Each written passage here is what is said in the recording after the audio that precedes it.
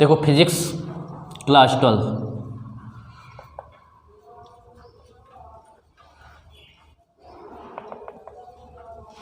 Chapter 7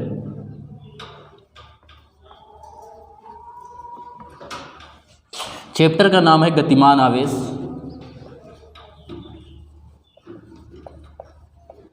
तथा चुंबकीय क्षेत्र।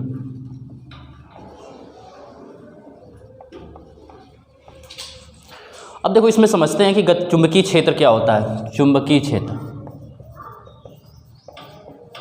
चुंबकीय क्षेत्र क्या है? देखो होता क्या है कि आपको जैसे कि पता है कि जैसे एक चुंबक लें तो इस चुंबक के चारों ओर एक ऐसा एरिया होता है जहाँ पे कोई चुंबकीय वस्तु रखने पर, जैसे कि लोहे की कोई छड़ रख दें, ठीक है, लोहे का कोई कण रख दें, अन्य कोई चुंबकीय पदार्थ मतलब चुंबक रख दें, तो इस एरिया तक ये क्या करेगा, इसको आकर्षित या प्रतिकर्षित करेगा। ऐसा नहीं है कि ये चुंबक है और इससे हम बहुत दूर, काफ़ी दूर पर यहाँ पे एक छोटी सी वस्तु रख दें तो ये इसको आकर्षित कर लेगा। एक इसका एरिया होगा जहाँ तक ये इसको आकर्षित या प्रतिकर्षित करेगा, उस एरिया से बाहर इसको कोई मतलब नहीं है, ना आकर्षण से ना प्रतिकर्षण से। तो इस जो चुंबक के जो मैग्नेट है, नॉर्थ और साउथ, इसमें दो पोल होते हैं, तो इस मैग्नेट के चारों ओर का वह क्षेत्र जहाँ कोई अन्य चुंबकीय पदार्थ आकर्षण या प्रतिकर्षण के बल का अनुभव करता है, क्या कहलाता है? चुंबकीय क्षेत्र कहलाता है। किसी चुंबक के चारों ओर का वह क्षेत्र जिसमें कोई अन्य चुंबकीय पदार्थ आकर्षण या प्रतिकर्षण के बल का अनुभव करता है, चुंबकीय क्षेत्र कहलाता है। अब इसको साइंस की भाषा में कैसे कहा गया, तो एक होता है चुंबकीय कंपास सुई होती है। कंपास सुई में क्या होता है कि एक ऐसे गोल गोल डिब्बी टाइप की होती है, इसमें एक सुई लगी होती है ऐसे। जनरली ये चुंबकीय अगर क्षेत्र में नहीं रखी है, मतलब चुंबक के कोई समीप नहीं, काफ़ी दूर रखी हुई है, तो ये क्या करती है कि इसको हम ऐसे डब्बी में लेके अगर घुमाएं तो किसी भी दिशा में घूम सकती है, कोई इससे मतलब नहीं। लेकिन यदि हम क्या करें, इसमें चुंबकीय क्षेत्र में रख दें, जैसे हमने यहाँ पे रख दिया ऐसे, तो इसकी एक निश्चित डायरेक्शन होगी, या तो ये ऐसे जाएगी या तो यहाँ इधर ऐसे होगी, जैसे हमने इधर किया तो यहाँ पे इसकी कुछ इस टाइप की डायरेक्शन होगी। यहाँ पे जैसे रखेंगे तो ये डायरेक्शन, यहाँ पे जब रखेंगे तो इसकी कुछ इस टाइप की डायरेक्शन होगी। मतलब क्या हो रहा है कि इस पर एक चुंबकीय आघूर्ण, दोनों सिरों पे एक बल आघूर्ण आरोपित हो रहा है, या बल युग्म कह सकते हैं, आरोपित हो रहा है। तो ये कहाँ पे आरोपित होगा? इस चुंबकीय क्षेत्र में ही रखने पर इस पे आरोपित होगा, ऐसा नहीं कहीं पे भी रख दें आरोपित हो जाए। तो अब इसके हिसाब से परिभाषा क्या होती है कि किसी चुंबक के चारों ओर का वह क्षेत्र जहाँ कोई कंपास सुई या चुंबकीय सुई को रखने पर उस पर एक बल आघूर्ण आरोपित हो जाता है या बल युग्म आरोपित हो जाता है, आरोपित हो जाता है। क्या कहलाता है? चुंबकीय क्षेत्र अथवा चुंबकीय बल क्षेत्र कहलाता है। ये तो बात हो गई आपके चुंबकीय क्षेत्र की। तो देखो ये तो था चुंबकीय क्षेत्र। आपके चैप्टर का नाम है गतिमान आवेश तथा चुंबकीय क्षेत्र। तो गतिमान आवेश का मतलब आपको पता है कि जब आवेश गतिमान होता है, आवेश जब क्या होता है, गति करता है, तो उसके कारण उत्पन्न होती है धारा। और प्रयोगों द्वारा यह सिद्ध किया गया कि जहाँ पे धारा होती है वहाँ पे होता है चुंबकीय क्षेत्र। तो आपको पढ़ना इसमें यही है कि जहाँ पे धारा प्रवाहित होगी, धारा के कारण जो चुंबकीय क्षेत्र का प्रभाव होगा वो क्या होगा, उसको इस चैप्टर में आप लोग पढ़ेंगे। इसीलिए इस चैप्टर का नाम रखा गया गतिमान आवेश तथा चुंबकीय क्षेत्र।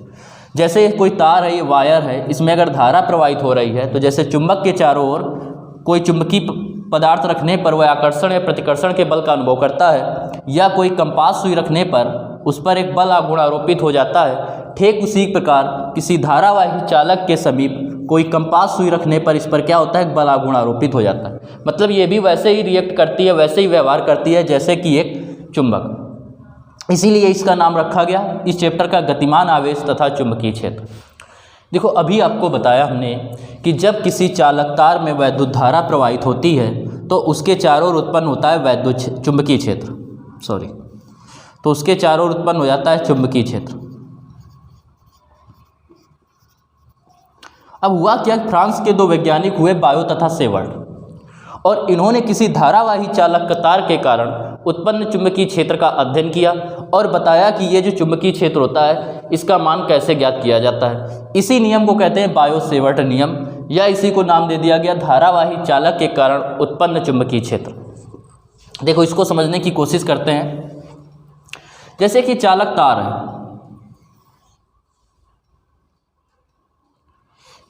एक ये आपको चालक तार दे रहा है जिसमें स्मॉल आई एम्पियर की वैद्युत धारा प्रवाहित हो रही है।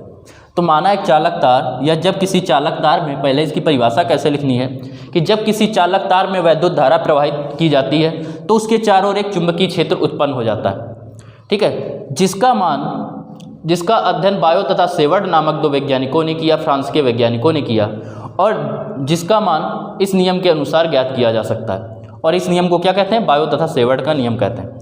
फिर से समझिए कि फ्रांस के वैज्ञानिक बायो तथा सेवर्ट ने विभिन्न धारावाही चालकों के कारण उत्पन्न चुंबकीय क्षेत्र का अध्ययन किया, और इसके अनुसार उन्होंने बताया कि किसी धारावाही चालक तार द्वारा उत्पन्न चुंबकीय क्षेत्र वैद्युत क्षेत्र चुंबकीय क्षेत्र निम्नलिखित बातों पर निर्भर करता है। और जिस नियम पर निर्भर करता है, ये जो नियम दिया इसको बताया इन्होंने कि बायो सेवर्ट का नियम है। अब देखो इसने नियम में क्या बताया इन्होंने, कि नियम में बताया कि जैसे ये चालक तार है और इससे हमें स्मॉल r मीटर की दूरी पर चुंबकीय क्षेत्र ज्ञात करना है। एक बिंदु ये है जहां हमें चुंबकीय क्षेत्र ज्ञात करना है, ये बिंदु हो गया P। इसमें स्मॉल आई एम्पियर की वैद्युत धारा प्रवाहित कर रहा है। इसका इन्होंने एक अल्प भाग लिया, एक छोटा सा भाग लिया, पूरा भाग नहीं लिया, इस चालक तार का एक छोटा सा भाग ले लिया, ये लंबाई ले ली एक छोटी सी dl।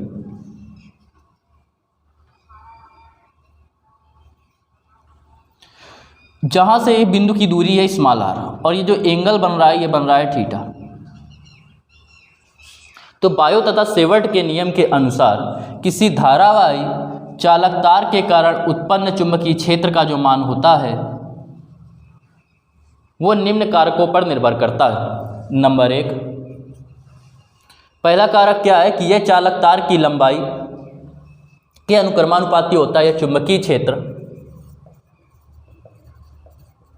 चुंबकीय क्षेत्र जो आपका डेल्टा बी है वह इस चालक तार की लंबाई या लघु अवयव की लंबाई के अनुक्रमानुपाती होता है। पहला नियम हो गया। दूसरा नियम इन्होंने दिया, सेकेंड नियम, कि यह चालक तार में प्रवाहित, यह मतलब चुंबकीय क्षेत्र, ये आपको यहाँ से नोट करना है, और जो पॉइंट हम बोल रहे हैं वो साइड में आपको स्क्रीन में दिखेंगे, वहाँ से नोट कर लेना। तो यह चुंबकीय क्षेत्र जो होता है वो इस चालक में प्रवाहित वैद्युत धारा स्मॉल आई के अनुक्रमानुपाती होता है। यह इन्होंने सेकेंड नियम में बताया। थर्ड नियम में इन्होंने बताया कि चालक तार की बिंदु P से, या बिंदु की चालक तार से दूरी स्मॉल r, बिंदु P की चालक तार से दूरी स्मॉल r के वर्ग के व्युत्क्रमानुपाती होता है। कौन? चुंबकीय क्षेत्र। फिर से समझिए, पहला नियम इन्होंने दिया फर्स्ट नियम में कि जो उत्पन्न चुंबकीय क्षेत्र किसी धारावाही या लघु अवयव के कारण उत्पन्न किसी बिंदु पर उत्पन्न चुंबकीय क्षेत्र उस लघु अवयव की लंबाई डेल्टा एल के अनुक्रमानुपाती होता है। नंबर 2, यह चालक तार में प्रवाहित वैद्युत धारा स्मॉल आई के अनुक्रमानुपाती होता है। नंबर 3, यह चुंबकीय क्षेत्र यह लघु अवयव तथा बिंदु P को मिलाने के बीच की दूरी स्मॉल r के वर्ग के व्युत्क्रमानुपाती होता है। ये हो गया नंबर 3। और फोर्थ नंबर में इन्होंने बताया चौथे समीकरण में कि यह जो चुंबकीय क्षेत्र होता है यह चालक तार तथा उस बिंदु को मिलाने वाली रेखा, चालक तार तथा बिंदु को मिलाने वाली रेखा, चालक तार तथा बिंदु को मिलाने वाली रेखा के बीच बने कोण की ज्या को बोलते हैं साइन, ज्या के अनुक्रमानुपाती होता है। इस प्रकार इन्होंने 4 नियम दिए जिसके आधार पर किसी धारावाही चालक के कारण उत्पन्न वैद्युत चुंबकीय क्षेत्र का मान ज्ञात किया जा सकता है। अब देखो ये 4 समीकरण दिए, तो इन चारों समीकरणों को मिला दीजिए। समीकरण या इन सभी समीकरणों को मिलाने पर, इन सभी समीकरणों को मिलाने पर, जब आप इन सभी समीकरणों को मिलाएंगे तो आप पाएंगे कि डेल्टा बी जो होता है वो प्रोपोर्शनल टू किसके है? डेल्टा एल के। और किसके है? आई के। और ऊपर क्या है? साइन थीटा के। और नीचे क्या बचा? R square. तो ये delta B proportional to I D L sine theta upon R square. Proportional to जब हटता है तो आपको पता है कि जब प्रोपोर्शनल टू हटेगा तो कोई ना कोई कांस्टेंट आएगा, तो delta B equal mu naught upon 4 pi I D L sine theta upon R square. ये आ गया इसके चुंबकीय क्षेत्र का मान। जहां आपको जो म्यू दिख रहा है पहले तो लिखेंगे, जहां म्यू नॉट अपॉन 4 पाई अनुक्रमानुपाती नीतांक हैं,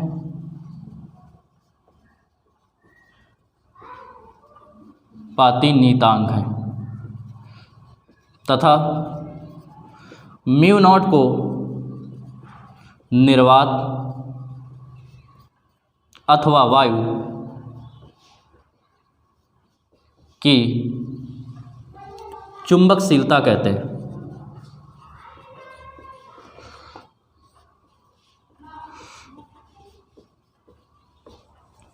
म्यू नॉट अपॉन 4 पाई क्या है? अनुक्रमानुपाती नीतांक है। जब ये अनुक्रमानुपाती का चिन्ह हटा तब ये आया, और जिसका मान क्या होता है, जो म्यू नॉट को क्या कहते हैं? निर्वात व वायु की चुंबकशीलता कहते हैं। तथा म्यू नॉट बराबर जो होता है वो होता है 4 पाई इंटू 10 की पावर -7। तो 4 पाई इंटू 10 की पावर -7 न्यूटन प्रति एम्पियर स्क्वायर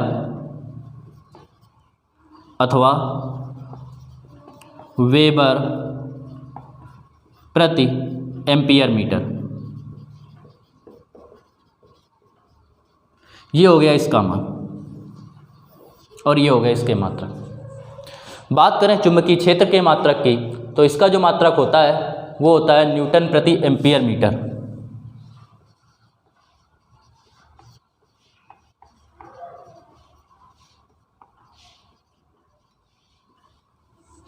ये हो गया। एक बार और देखिए इसको, फिर उसके बाद नेक्स्ट टॉपिक बताते हैं। हेडिंग थी आपकी कि धारावाही चालक के कारण उत्पन्न चुंबकीय क्षेत्र। आपको बताया कि जब किसी चालक तार में वैद्युत धारा प्रवाहित की जाती है तो उसके कारण उसमें चुंबकीय क्षेत्र उत्पन्न होता है। अब इस चुंबकीय क्षेत्र का मान आपको ज्ञात करना है। इसके लिए बायो-सेवर्ट ने नियम दिया, तो इसलिए इसको नियम को क्या कहते हैं? बायो-सेवर्ट का नियम भी कहते हैं। होता क्या है कि जब किसी धारावाही चालक तार में वैद्युत धारा प्रवाहित की जाती है तो उसके चारों ओर चुंबकीय क्षेत्र उत्पन्न हो जाता है। फ्रांस के वैज्ञानिक बायो तथा सेवर्ट ने विभिन्न धारावाही चालक तारों के कारण उत्पन्न चुंबकीय क्षेत्र का अध्ययन किया और उसके लिए एक नियम दिया जिसे बायो-सेवर्ट का नियम कहते हैं। इस नियम के अनुसार इन्होंने बताया कि जो चुंबकीय क्षेत्र का मान होता है वो निम्नलिखित कारकों पर निर्भर करता है। नंबर 1, पहला कारण, जो चुंबकीय क्षेत्र होता है वो लघु अवयव की लंबाई डेल्टा एल के अनुक्रमानुपाती होता है। सेकेंड नियम में दिया कि जो यह चुंबकीय क्षेत्र का मान जो होता है डेल्टा बी, वह चालक तार में प्रवाहित वैद्युत धारा स्मॉल आई के अनुक्रमानुपाती होता है। थर्ड नियम में इन्होंने बताया कि बिंदु P की, जिस बिंदु पर हमें चुंबकीय क्षेत्र ज्ञात करना है, उसकी इस लघु अवयव से दूरी स्मॉल r के वर्ग के व्युत्क्रमानुपाती होता है। थर्ड नियम में इन्होंने बताया कि दोनों चालक, इस धारावाही चालक तार तथा बिंदु P को मिलाने वाली रेखा के बीच बने कोण थीटा के क्या होता है? ज्या के या साइन के बराबर के अनुक्रमानुपाती होता है। इन चारों समीकरणों को मिला दिया गया तो डेल्टा बी, डेल्टा एल, आई नीचे आर स्क्वायर और ये साइन थीटा। इनको सीरियल से रखा, आई को पहले, डेल्टा एल को बाद में कर दिया। प्रोपोर्शनल टू जब हटता है तो नीतांक आता है, जहाँ ये अनुक्रमानुपाती नीतांक है, जिसे म्यू को क्या कहते हैं? निर्वात व वायु की चुंबकशीलता कहते हैं, और म्यू नॉट का मान आपका इतना होता है, ये इसका मात्रक हो गया। ये चुंबकीय क्षेत्र का मात्रक है न्यूटन प्रति एम्पियर मीटर। इस प्रकार ये आपका बायो-सेवर्ट का नियम कंप्लीट हो गया।